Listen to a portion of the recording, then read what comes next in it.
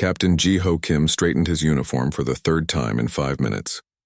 The mirror in his quarters aboard the Earth vessel Harmony reflected a man trying hard to appear calm. Today would mark humanity's first official meeting with the Venari Confederation, and as head of the diplomatic team, the pressure weighed heavily on his shoulders. "Captain, we dock in 15 minutes, the ship's AI announced through the room speakers. Ji-ho nodded at his reflection. Thank you. He had studied the Venari for months. They were a coalition of 3 species who shared one remarkable trait: extremely developed sense of smell. Their olfactory abilities allowed them to detect emotional states through the chemicals released by most living beings. Humans had long known about pheromones but had never developed the ability to consciously detect them. The Venari, on the other hand, relied on this sense almost as much as sight. The door to his quarters chimed. "Enter," Ji-ho called. Dr. Ahra Lee stepped inside. As the mission's chief xenobiologist, she would be essential to today's meeting. Ji-ho had read her file multiple times. Brilliant research record, fluent in 2 alien languages and highly recommended by Earth Command.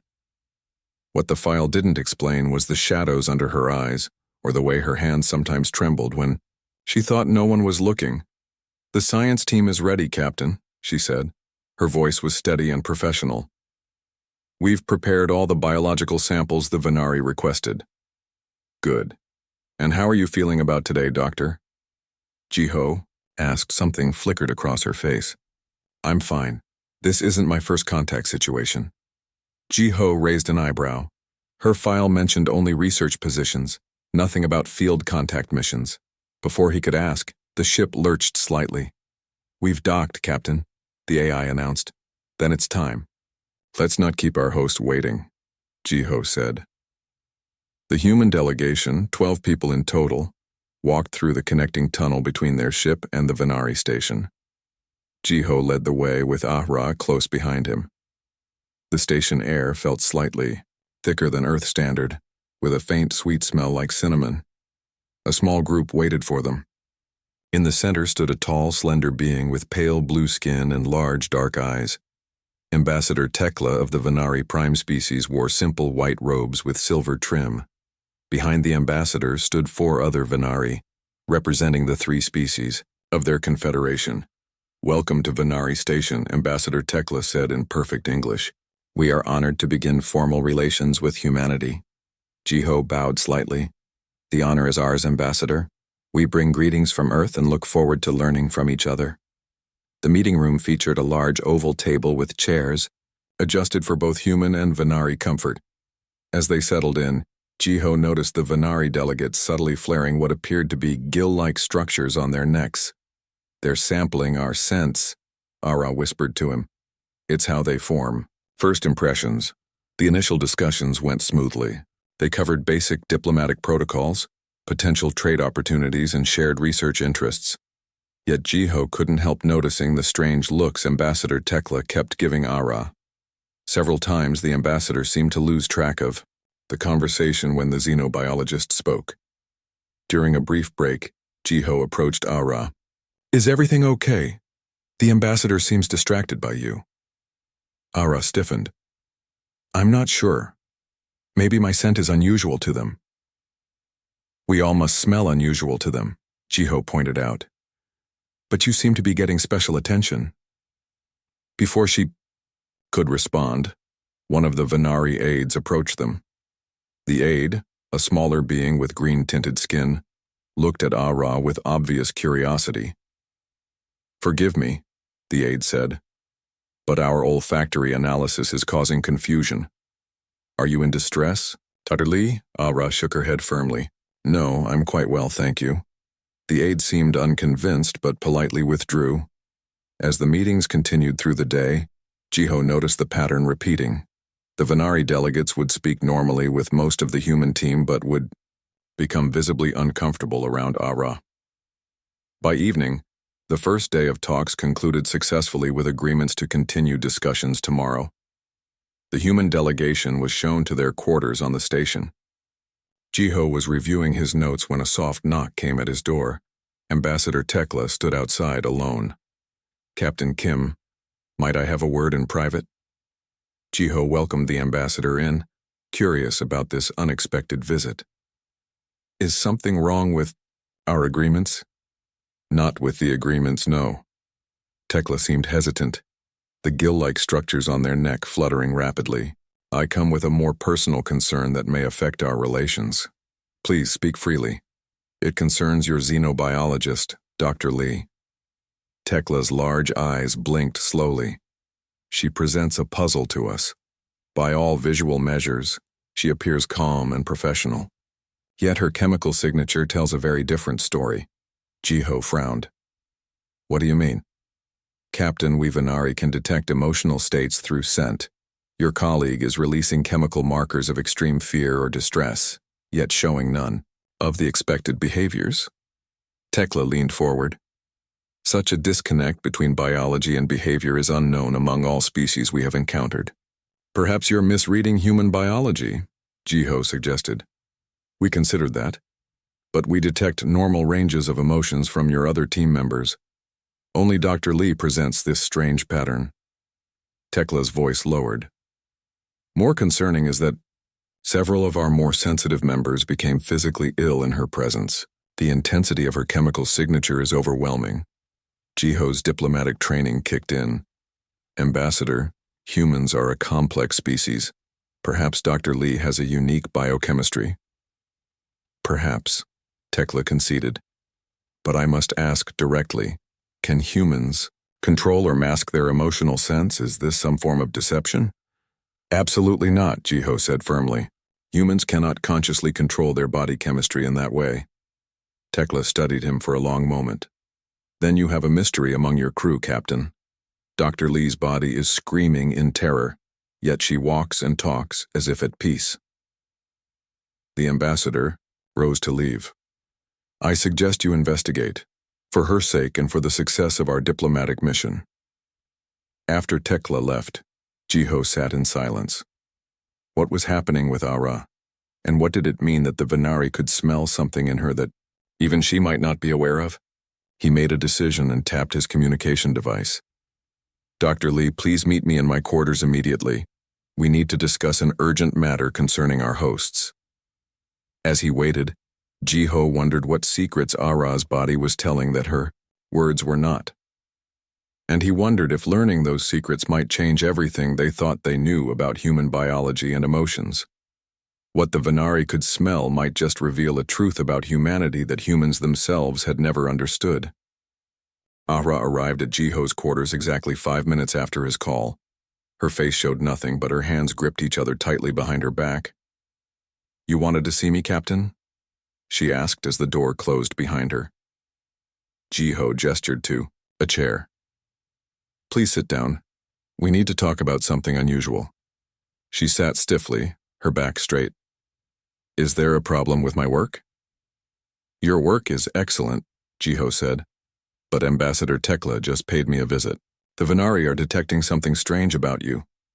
Ara's face paled slightly. What do you mean? They say you're giving off chemical signals of extreme fear or distress, so strong that it's making some of them sick. Jiho leaned forward. Yet you show no signs of it. Can you explain that? For a long moment, Ara said nothing. Then she stood up and began pacing the small room. I was afraid this might happen, she finally said. Their sense of smell is even better than our report suggested. So you know why this is happening? She nodded slowly. I do, but it's complicated. And classified. Jiho frowned. Classified? There was nothing in your file about... It wouldn't be. The mission I was part of 5 years ago doesn't officially exist. Ara stopped pacing and faced him. Captain, what I'm about to tell you violates at least 3 security protocols. But if I don't, this diplomatic mission might fail. I'm listening, Jiho said. 5 years ago, I wasn't just a researcher. I was part of a small team sent to investigate. A strange signal from a previously unknown species. We were the first contact team. Her voice was flat, as if she was reading from a report rather than sharing her own experience. The official record says our shuttle had a mechanical failure. 4 crew members died. She closed her eyes briefly. The truth is we made contact and it went very wrong. Jiho sat up straighter. How wrong? 7 people died, not 4. I was the only survivor. Ara's voice remained steady, but her hands trembled. The species we encountered, they weren't hostile exactly, just so different that communication became impossible. When they realized we were afraid, they tried to help, but their idea of helping meant... She stopped, taking a deep breath. Let's just say their biology and psychology are very different from ours. Jiho processed this information. So the fear the Venari are detecting is from that day? Yes. Ara sat down again.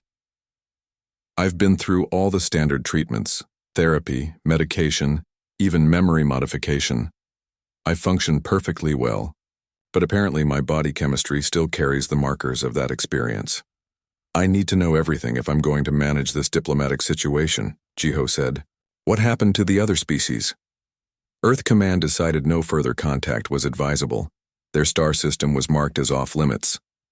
Ara looked away. I agreed with that decision. Before Jiho could ask more questions, his communication device buzzed.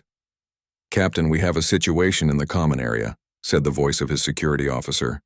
One of the Venari collapsed near Dr. Lee's quarters. Jiho and Ara rushed to the scene. A junior Venari diplomat lay on the floor, attended by both human and Venari medical staff. The young Venari's skin had turned a sickly gray color. Ambassador Tekla stood nearby, looking deeply troubled. When the ambassador spotted Ara, those large eyes widened. Please stay back, Dr. Lee, Tekla said. Rin is young and has not developed the ability to filter sensory input well. What happened? Jiho asked.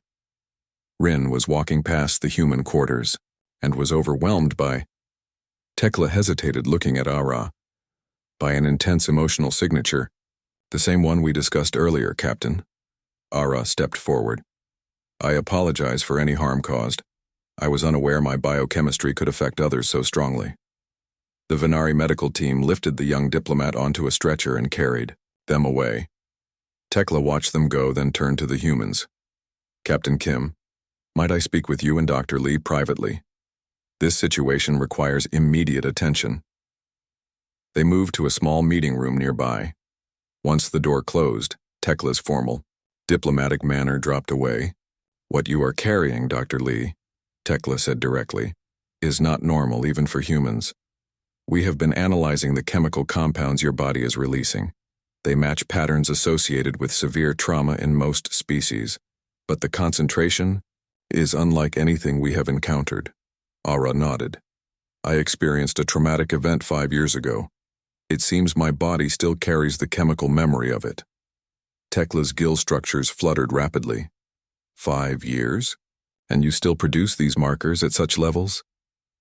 Is that unusual? Jiho asked. For most species, including our own, emotional biochemistry processes and clears within hours or days at most. Tekla seemed genuinely puzzled. To carry such markers for years would be, well, it would indicate a completely different relationship with emotional processing. Jiho noticed Ara growing uncomfortable with the direction of the conversation. Ambassador, how should we proceed? We cannot change Dr. Lee's biochemistry, and she is an essential member of our team. Tekla considered this. There are ways. We can adapt.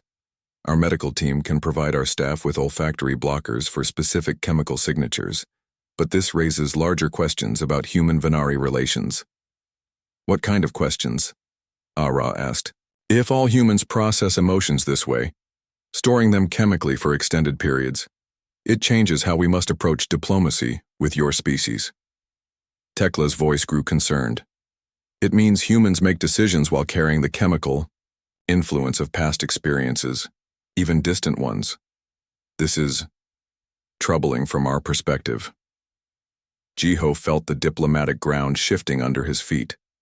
What had seemed like a personal issue for Ara was quickly becoming a potential crisis for human-Venari relations. Ambassador, perhaps we could approach this as a scientific and cultural exchange opportunity, he suggested. Dr. Lee's situation gives us a chance to better understand our biological differences. Tekla seemed unconvinced. Perhaps, but I must Inform the Confederation Council about this discovery. They will want to reevaluate our approach to the diplomatic process. After Tekla left, Jiho turned to Ara. I need to know everything now. Not just what happened 5 years ago, but what you've been doing since I called you to my quarters. You visited your quarters and the lab before coming here, didn't you? Ara looked surprised. How did you know? The young diplomat collapsed outside your quarters, and you took longer than necessary to answer my summons. Jiho crossed his arms. What are you not telling me? Ara's professional mask finally cracked. I've been reviewing classified files about the first contact incident and about the Venari. There's something important I need to verify. Important enough to risk our entire diplomatic mission? Yes, she said without hesitation, because I think we've completely misunderstood what the Venari are detecting from me. It's not fear they're smelling, Captain. Her eyes held a new intensity, and if I'm right, it changes everything we thought we knew about humans. What do you mean it's not fear? Jiho asked, his brow furrowed. Ara pulled a small tablet from her pocket and placed it on the table between them. I've been analyzing Venari scientific papers about their olfactory systems. They have over 30 different receptors just for emotional chemical signatures. But there's an issue with translation. What kind of issue? Jiho leaned forward. The Venari word they're translating as fear doesn't have an exact match in human languages. Ara activated the tablet, showing a complex molecular diagram. This is what they're detecting from me. In their experience, this chemical pattern signals immediate danger or threat. But in humans, this specific combination means something else entirely. Jiho studied the diagram. And what does it mean for us? Grief, Ara said simply. Deep, lasting grief. The Venari don't have a concept for it because their species processes and expels emotional chemicals almost immediately. They physically cannot carry long-term emotional markers. Jiho sat back considering this information. So, when they smell what they think is fear, they're actually detecting the biochemical signature of human grief. Ara's voice softened. I lost 7 colleagues 5 years ago, Captain. Friends. My body still carries their memory. The revelation hung in the air between them. Jiho thought about what this could mean for the diplomatic mission and beyond. We need to speak with Ambassador Tekla right away, he decided. This misunderstanding could have serious consequences. Tekla agreed to meet them in the Venari laboratory. The large circular room contained equipment that neither human had seen before. Several Venari scientists worked at stations around the perimeter. You said this was urgent, Tekla said, directing them to a quiet corner. Jiho gestured to Ara. Dr. Lee has made an important discovery about what your people are detecting from her. Ara explained her theory about grief versus fear, showing Tekla the molecular comparisons on her tablet. The ambassador listened intently. Gill structures, fluttering with interest. This is remarkable, Tekla said finally. You believe all humans carry these emotional markers for extended periods? Yes, Ara confirmed. Grief, joy, love. Significant emotional experiences leave biochemical traces that can last for years, sometimes decades. Tekla seemed troubled by this. If true, this changes our understanding of your species considerably. May I suggest an experiment to confirm your theory? With their agreement, Tekla called over the chief Venari scientist, Dr. Marn. The tall, slender being had skin that shifted slightly in color as they moved, currently showing a pattern of blue and green. We would like to analyze Dr. Lee's biochemical signatures more thoroughly, Tekla explained. She believes we have misinterpreted what we're detecting. Dr. Marn nodded. We can use the molecular mapping chamber. It will give us a complete picture of her current biochemistry without being invasive. Ara stepped forward.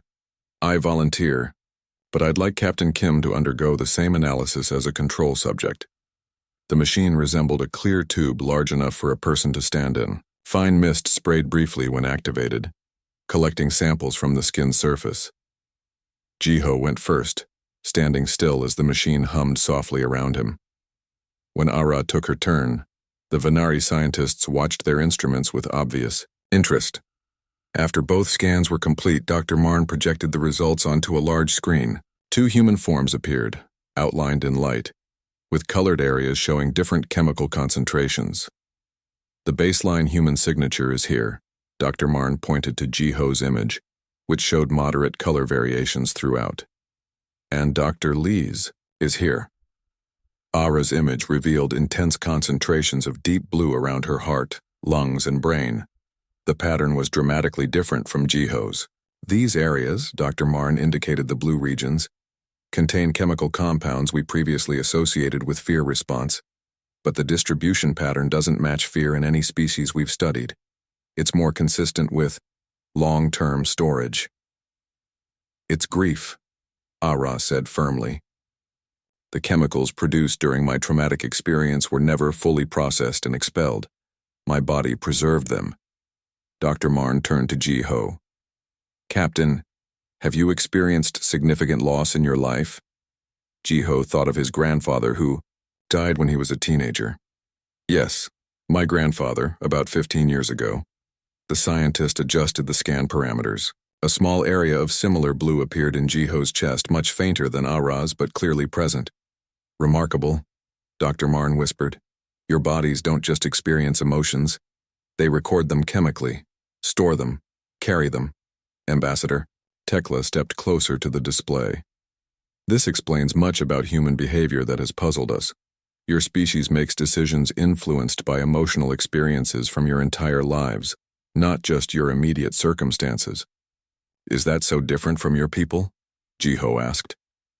Profoundly different, Tekla replied. Our biochemistry processes emotions within hours. By the next day, only the memory remains, not the chemical impact. We make decisions based on current conditions and intellectual memory, not stored emotional chemicals. The implications began to sink in for both humans.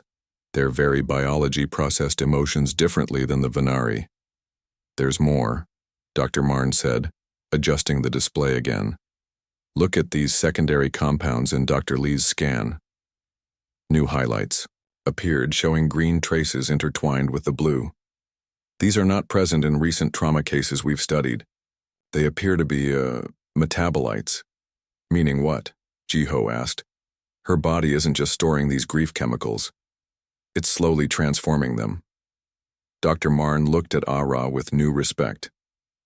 Into something else. Ara stared at her own scan. The human grief process. We don't just feel loss and then get over it. We incorporate it. It becomes part of us, changing over time. A sudden commotion at the lab entrance interrupted them. Several Venari officials entered, led by a stern-looking figure in elaborate robes. Council Member Vron, Tekla said, straightening, formally. We weren't expecting you. News of your discovery has reached the council, Vron said coldly. I've come to see these humans who carry fear in their bodies for years. The council member looked at Ara with obvious distaste. The council is concerned about forming alliances with a species so emotionally unstable. Jiho stepped forward. There's been a misunderstanding. It's not fear you're detecting, but grief. The distinction matters little, Vron dismissed. A species that carries negative emotional chemicals for years is unpredictable, potentially dangerous. How can we trust beings whose decisions might be influenced by ancient traumas? As the tension in the room grew, Ara suddenly moved toward Council Member Vron. The Venari officials stiffened, but she simply held out her hand. You smell what you think is fear, she said calmly. But you're wrong. What you detect isn't weakness. It's the source of human strength. Vron stepped back. Explain yourself. The grief I carry for my lost friends doesn't make me weaker or unstable, Ara said, her voice steady. It drives me forward. Humans don't just store these emotions, we transform them into purpose. She turned to the scan still displayed on the screen. That's what those green metabolites show. My body is slowly converting raw grief into determination, into resilience. Jiho realized in that moment what made humans unique in the galaxy. Not their technology or their adaptability, but their relationship with emotional experience. Council. Member, Jiho said, what you're witnessing isn't a defect in human biology. It's the secret to our survival as a species. We don't just remember our losses, we carry them with us. And in carrying them, we transform them into something that drives us forward. The lab fell silent as the Venari officials considered this. Perspective. Human grief carriers, turning loss into strength through a biological process no other known species possessed. And for the first time since they'd met, Jiho saw Ara smile. A small, sad smile that carried the weight of her losses, but also the strength they had given her. News of the human grief-carrying ability spread quickly through the Venari station. By the next morning, Jiho found himself facing not just Ambassador Tekla, but a full panel of Confederation representatives. 7 different species sat at the curved table, all watching him with expressions ranging from curiosity to open hostility. Captain Kim, began a reptilian being at the center of the panel. I am High Commissioner Zav of the Confederation Council. We have called this emergency session to address concerns about human biochemistry. Jiho bowed respectfully. Thank you for the opportunity to clarify any misunderstandings. Zav's scaled face remained neutral. Reports indicate that humans store emotional chemicals for years, possibly decades. Is this correct? Yes, Jiho confirmed. Particularly for significant emotional experiences like grief. A murmur ran through the panel. A small, fuzzy being with large eyes spoke next. This trait has not been observed in any other spacefaring species. All others process and clear emotional biochemicals within days at most. Different species evolve different traits, Jiho said carefully. This is simply how human biology functions. Council member Vron leaned forward. The concern, Captain, is that this trait makes humans potentially unstable. You make decisions while under the influence of emotional chemicals from past events, not just present circumstances. Jiho felt the diplomatic ground shifting beneath him. What had begun as a personal issue with Ahra was rapidly becoming a threat to all human-Venari relations. We have prepared a proposal, Zav continued. The Confederation is willing to continue relations with Earth but with new restrictions. Humans would be classified as a biochemically sensitive species, with limited access to certain technologies and regions. The meaning was clear. The Venari Confederation intended to treat humans as unstable, potentially dangerous beings who couldn't be fully trusted. This classification would be unacceptable to Earth, Jiho stated firmly. It misrepresents the nature of human emotional processing. Then explain it to us, Ambassador Tekla said more gently than the others. Help us understand why we should not be concerned. Jiho took a deep breath. I request permission to bring Dr. Lee into this meeting. As both a scientist and someone with first-hand experience of this trait, she can explain better than I can. The panel reluctantly agreed. When Ahra entered minutes later, several of the representatives visibly recoiled from her. Jiho realized they could smell the intense grief markers she carried. Dr. Lee, Zav acknowledged her. Your chemical signature precedes you. Ahra stood tall beside Jiho. I understand my biochemistry is unusual to your people, but there's something important you should know about how human grief works. She activated a small projector she had brought with her. A series of human brain and body scans appeared in the air. These scans show human subjects at different stages of grief processing, she explained. The first is immediately after a loss, the second is 1 year later, the third is 5 years later. The images showed distinct patterns of chemical distribution, changing over time. Humans don't just store grief, Ara continued. We transform it. The raw pain of loss gradually changes into something different, something constructive. Vron scoffed. You expect us to believe that carrying emotional trauma is somehow beneficial? It's not the trauma itself that benefits us, Ara replied calmly. It's what we do with it. The human capacity to store and transform grief has driven some of our greatest achievements. She changed the display to show historical human figures. After losing his wife, this scientist dedicated his life to finding a cure for her disease, eventually saving millions. This artist created her most powerful works while processing grief for her child. This engineer developed safer transport systems after losing friends in an accident. Jiho watched the council members as they studied the images. Some still seemed skeptical, but others showed growing interest. Grief doesn't make us unstable, Ara concluded. It makes us determined, resilient, empathetic. It's not a weakness but a core part of human strength. High Commissioner Zav considered her words. An interesting perspective, but it does not change the fact that your biochemistry is fundamentally different from all other Confederation species. This creates challenges for diplomatic and cultural integration. Different doesn't mean dangerous, Jiho argued. The Venari process emotions rapidly, while humans process them slowly and deeply. Neither approach is wrong. They're just different. Evolutionary paths. A tense silence fell over the room. Finally, Ambassador Tekla spoke. There is a way we might test Dr. Lee's claims, Tekla suggested. The reflection chamber. Several council members looked alarmed. That technology is not shared with non-member species, Vron objected. These are exceptional circumstances, Tekla countered. If humans truly transform grief as they claim, the chamber will show it. After heated debate in their own language, the council finally agreed. Jiho and Ara were led to a lower level of the station, into a room unlike any they had seen before.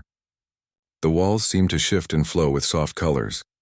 In the center stood a platform surrounded by delicate arches of what looked like crystal. The reflection chamber allows us to see the emotional landscape of a being, Zav explained. Not just current emotions, but their patterns and flows over time. It is normally used for our own psychological healing. Is it safe for humans? Jiho asked. It is non-invasive, Tekla assured him. The chamber only reads, it does not alter. Ara stepped forward. I volunteer. Jiho touched her arm. Are you sure? They'll see everything. All your grief, your trauma. She nodded. If it helps, them understand it's worth it. As Ara stepped onto the platform, the crystal arches began to glow. The walls of the room darkened and then slowly filled with flowing patterns of light. Deep blues and purples swirled near the center, the colors of grief and pain. But around the edges, other colors emerged, green determination, golden resilience, and threads of bright red passion. The council members watched in silence as the display changed, showing how these patterns had shifted over time. The central grief remained, but the other colors had grown stronger, more complex, weaving through and transforming the darker hues. This is remarkable, Dr. Marn whispered. The emotional chemistry is dynamic, not static. It evolves, creating new patterns while retaining the original experience. Ara stood silently on the platform, her face calm despite having her deepest emotions displayed for all to see. Now do you understand? Jiho asked the council. Human grief isn't a liability.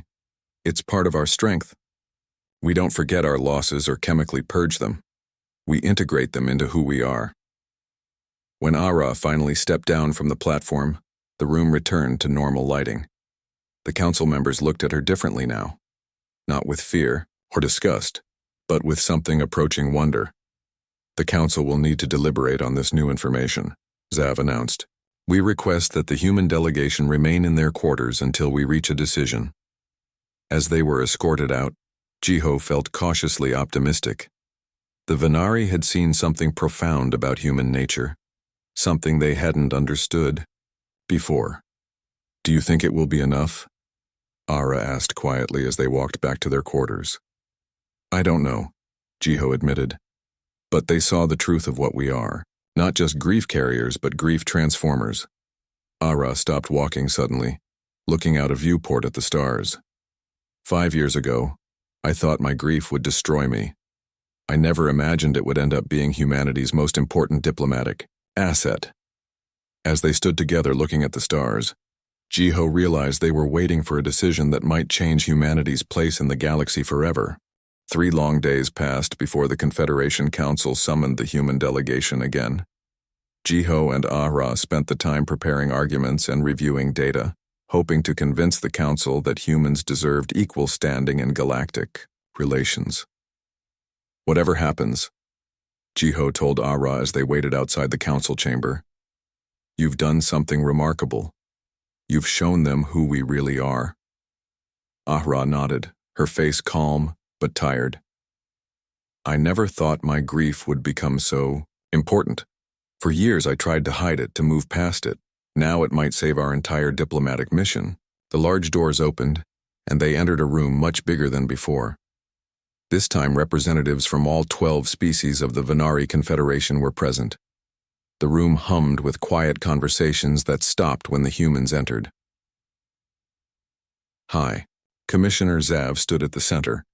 Captain Kim, Dr. Lee, thank you for your patience. The Council has reached a decision regarding Human Confederation relations. Jiho felt his heart beat faster but kept his face neutral. We appreciate the Council's thorough consideration of this matter. Our initial assessment of human biochemistry led to concerns about your species' stability and predictability, Zavi began. The discovery that humans carry emotional chemicals for years, even decades, was troubling to many of us. Vron nodded from his seat. We feared that beings who make decisions while under the influence of past emotional experiences might be unpredictable allies. Jiho opened his mouth to object, but Zav raised a hand. Please let me finish. The reflection chamber provided evidence we could not ignore. What we saw in Dr. Lee's emotional landscape was unlike anything in our experience. Ambassador Tekla stepped forward. The human capacity to transform grief rather than simply expel it represents an evolutionary path none of our species took. It is not just different, it is remarkable. A murmur of agreement passed through some council members, though others still looked skeptical. After much debate, Zav continued, the council has voted to reverse its initial classification of humans as a biochemically sensitive species. Instead, we propose a new collaborative research initiative to better understand the human grief transformation process. Relief washed over Jiho. This was far better than he had hoped. Dr. Marn approached. With a data pad, we have compiled our initial findings on human emotional chemistry. The process you call grief transformation has potential applications for all species. If we could understand and perhaps adapt this ability, it could revolutionize emotional processing throughout the Confederation. You want to study us, Ahra said. We want to learn with you, Tekla corrected. As equals. Vron still looked unconvinced. Not all council members agree with this decision. Some of us remain concerned about forming close alliances with beings whose biochemistry is so different from our own. Different doesn't mean dangerous. Jiho repeated his earlier argument. In fact, our differences can make us stronger together. That remains to be proven, Vron said coolly. But the majority has spoken. Humans will be welcomed into Confederation space as potential allies, not as limited partners. As the formal proceedings concluded, Jiho and Ahra found themselves surrounded by curious scientists and diplomats from various species. The fear and distrust had been replaced by fascination. I still don't understand, a small furry representative asked. Ahra, how can carrying grief make you stronger? In our species, emotional chemicals are processed and cleared quickly, so they don't interfere with rational thought. Ahra thought for a moment. Imagine if you took a painful experience, and instead of letting it fade away, you transformed it into a source of motivation, compassion, and wisdom that stayed with you forever. That's what humans do with grief. Jiho watched as understanding dawned on some of the alien faces. It wasn't just about biochemistry. It was about a fundamentally different approach to emotional experience. Later, in a quiet moment between diplomatic meetings, Jiho found Ahra in the observation lounge looking out at the stars. We did it, he said, joining her at the viewport. You did it. She smiled faintly. I never thought my greatest trauma would become humanity's greatest asset. How are you feeling about all this? Jiho asked. Having your grief examined and discussed by everyone? It's strange, she admitted. For years I tried to hide what happened. to move on as if those 7 people hadn't died saving me. Now, by acknowledging their loss, by carrying it openly, I've honored them in a way I never expected. Jiho nodded. And possibly changed humanity's future in the process. Ambassador, Tekla found them there and approached with a data pad. I have something to show you, the ambassador said. We've been analyzing Dr. Lee's emotional chemistry over the past few days. The display showed a series of molecular models, changing subtly over time. What am I looking at? Ara asked. These are scans of your grief chemicals from when you first arrived compared to now. Tekla pointed to subtle differences in the structures. They're changing, even over this short period. The transformation is happening right now, as you face your experiences directly. Ara studied the images. So the act of confronting my grief, of using it to help others understand humanity, it's actually speeding up the transformation process? Exactly, Tekla confirmed. By embracing the grief rather than hiding it, you're accelerating its metamorphosis into something new. Jiho looked at Ara with new understanding. The very process of sharing her painful story had begun healing it in ways years of hiding it had not. There's something else, Tekla added. The Council has approved a memorial service for the 7 humans lost in your first contact mission. If you're willing, we would like to honor them according to both human and Venari traditions. Tears welled in Ara's eyes. I would like that very much. 3 days later, representatives from all Confederation species gathered in the Grand Hall. 7 lights floated in the center of the room, each representing one of Ara's lost colleagues. In a solemn ceremony that blended human and Venari traditions, they honored the sacrifice that had, in a roundabout way, brought their species together. When it was Ara's turn to speak, she stood tall and clear-eyed before the assembly. For 5 years I carried the weight of their loss alone, she said. I thought my grief was a burden to hide, a weakness to overcome. Now I understand it was always a strength waiting to be recognized. She touched the nearest light, making it pulse gently. Humans don't forget our losses, she continued. We transform them. We carry them with us not as burdens but as fuel for compassion, determination, and hope. It's not that humans can't smell fear, it's that what others perceive as fear isn't fear at all. It's the scent of our deepest strength, the ability to take what breaks us and use it to build something new. As the ceremony concluded, Jiho noticed something remarkable. The Venari nearby were no longer keeping their distance from Ara. Instead, they moved closer, their gill structures open and receptive. They're not repelled by your scent anymore, he whispered to her. Ambassador Tekla overheard and smiled. It's not that the scent has disappeared, Captain. It's that we now recognize it for what it truly is. Not the smell of fear, but the aroma of transformation. Not the scent of weakness, but the perfume of an extraordinary strength. Ara looked around at the gathering of different species, all united in remembrance and new understanding. It's not sweat, she said softly, echoing the title of the report she would later write about this mission. It's grief, and it's beautiful.